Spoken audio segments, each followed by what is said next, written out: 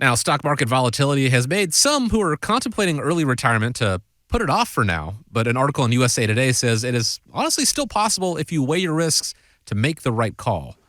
Nolan, how do you help your clients make that call, and are they surprised when you show them that it's actually still possible?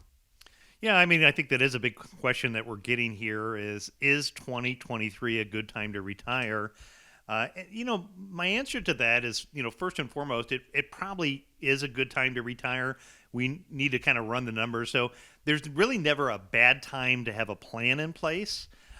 So if your plan is to retire over the next 12 months or even 2 years or 5 years from now, you need to make sure that you have a plan in place. One of the reasons why it's a good idea to have a plan in place is sometimes life throws you, unexpected things that happen that actually could force you into retirement. You may think I'm not going to retire for 2 to 3 years from now, but all of a sudden, with the economy and the downturn, the recession, maybe you lose your job that you didn't think was going to happen, and you're forced into early retirement. If we look at the stats that are out there, a lot of people get forced into early retirement due to healthcare related issues. So first and foremost, I'd say for everybody that's listening, there's never a bad time to have a plan in place. But when we're looking at the year 2023, if your portfolio has lost a lot of value and you don't have cash to fall back on, then early retirement maybe is something that you wait on. If it means that paying your bills for a few years without having to liquidate investments that are down and low, then early retirement, may be feasible. Again, it depends upon what your situation looks like. I think somebody moving into retirement time, what they want to do to be confident about that is to make sure they have enough reliable income. So when they look at what is their minimum monthly income needs, how much Social Security, pension, or reliable income do they have coming in? Is that enough to cover it? If not, can they shift money from some of those more risky assets into more predictable assets and do that without selling off some of those investments at a loss while the market's temporarily down would help answer those questions. Are there risks involved in retirement, like depleting your savings prematurely, having to cover the cost of healthcare if you're maybe not eligible for Medicare, and just, maybe getting plain bored staying at home? But as long as you recognize what some of those risks are, it may be more possible to bring your career to a close at a time, when the stock market is making a lot of investors unhappy.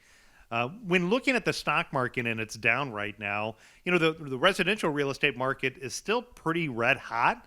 It is starting to cool off from what I see out there, but that means you could potentially sell some of your income property, maybe at a nice profit, use that money as a near-term nest egg to help let your IRA or 401k plan recover some of that lost value, or maybe even rent it out to create an income stream if you have a rental property.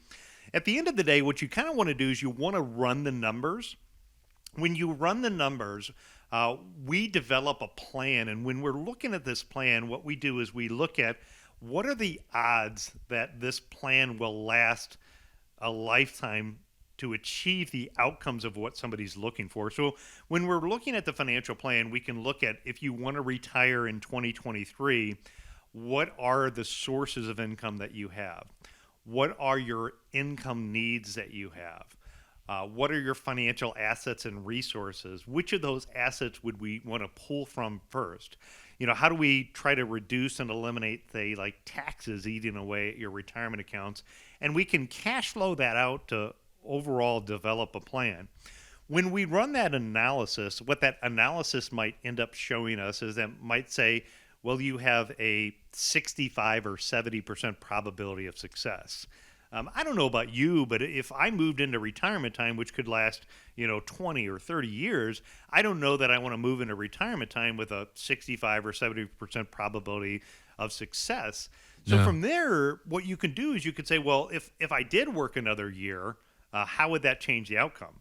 Maybe that bumps it up to 75 or 80%. So in that scenario, you could say, well, Nolan, if I don't want to work another year, what are my choices? Well, maybe you could back down what some of your monthly withdrawal rate is. Maybe if you wanted to look at different income strategies. So a lot of times when you're looking at financial planning, a lot of the calculations are looking at, If I need $5,000 a month, I'm going to use $5,000 a month and increase that number every year based upon what the inflation factor is. That's one way to look at, are you able to retire in 2023?